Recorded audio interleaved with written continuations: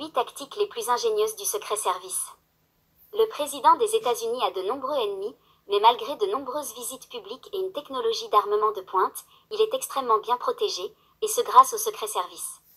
Celui-ci protège non seulement le président actuel, mais aussi sa famille, tous ses prédécesseurs vivant aujourd'hui à la retraite, et ses invités de marque venus de l'étranger. Grâce à des méthodes et des astuces ingénieuses, les collaborateurs du secret service peuvent garantir une protection presque totale contre tous les types d'attaques. Nous avons aujourd'hui pour vous les 8 tactiques les plus ingénieuses et les plus fascinantes utilisées par le secret service pour protéger la plus haute fonction du monde. Bienvenue sur Bon à savoir et amusez-vous bien avec la vidéo.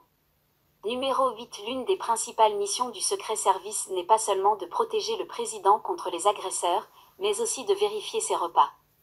En effet, à chaque voyage à l'étranger, quel que soit le pays, les agents des services secrets goûtent la nourriture du président avant de la consommer. Même en dehors de la Maison-Blanche, chaque repas est testé par un goûteur.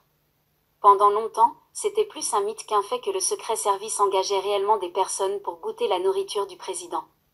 Mais lorsque Barack Obama a renoncé à manger lors d'une conférence de politiciens aux États-Unis en 2013 parce que son goûteur personnel n'était pas présent, la rumeur s'est confirmée. Numéro 7. La limousine présidentielle est une véritable merveille de technologie de sécurité et est considérée, non sans raison, comme l'un des endroits les mieux sécurisés au monde. Dans The Beast, comme on appelle aussi la voiture, se trouve une bouteille d'oxygène, un kit de premier secours très complet, ce qui permet aux collaborateurs du secret service formé de toujours maintenir le président en vie pendant au moins 10 minutes en cas d'urgence.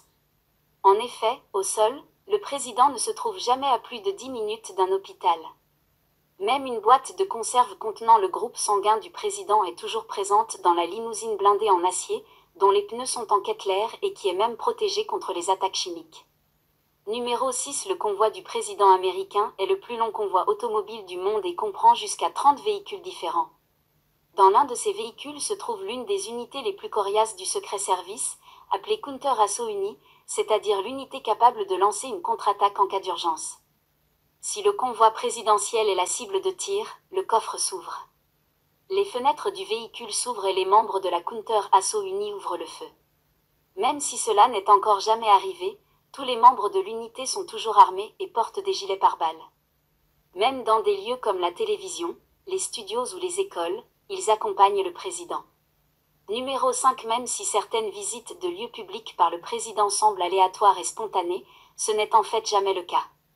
Les services secrets scannent toujours toutes les entrées et sorties, vérifient les salles de bain et les toilettes, les bâtiments en face, visitent les endroits précis à l'avance avec une équipe spéciale qui développe ensuite un plan de situation et planifie en détail les visites qui semblent spontanées. Mais ce n'est pas tout, le secret service va encore plus loin.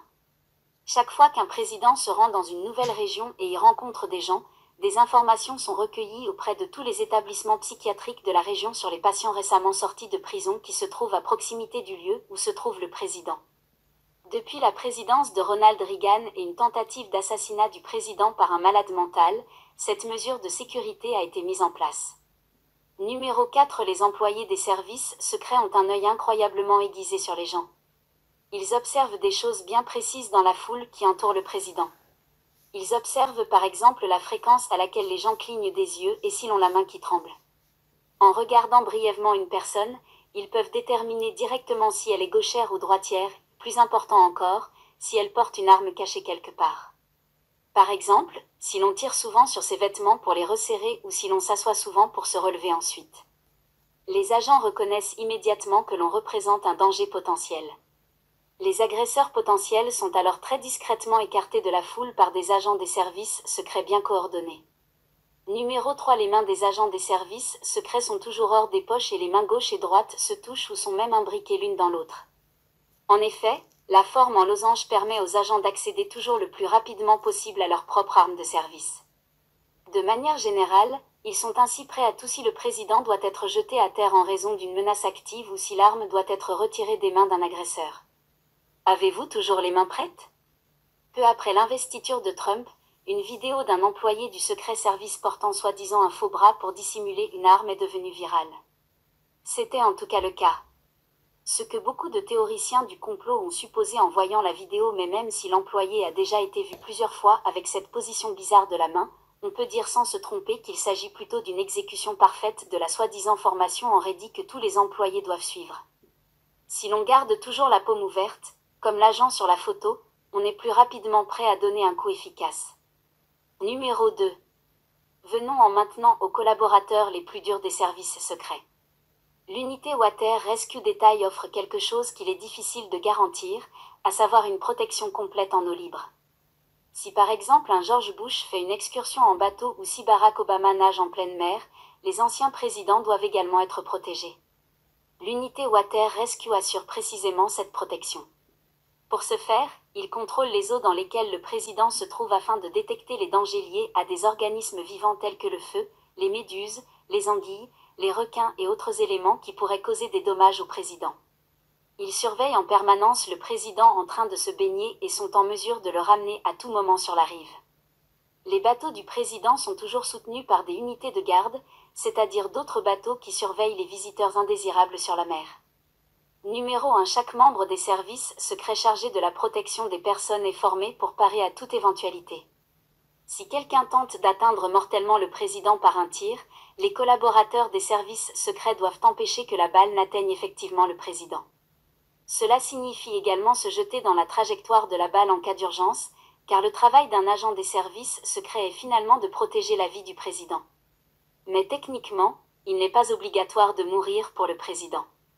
Ainsi, les employés des services secrets ne doivent pas non plus faire le serment de protéger la vie du président à tout prix. Néanmoins, lors d'un entraînement régulier avec des cartouches spéciales, ils s'exercent à la manœuvre précise qui doit être effectuée en cas d'attaque par balle. Un saut devant la balle ne fait certes pas mal lors de l'exercice, mais il laisse un gros bleu. C'est à peu près tout pour les 8 tactiques les plus flagrantes des services secrets. Laquelle de ces méthodes vous a semblé la plus intéressante ? N'hésitez pas à nous le dire dans les commentaires. Nous nous verrons la prochaine fois sur ce site. Bon à savoir, les gars, au revoir.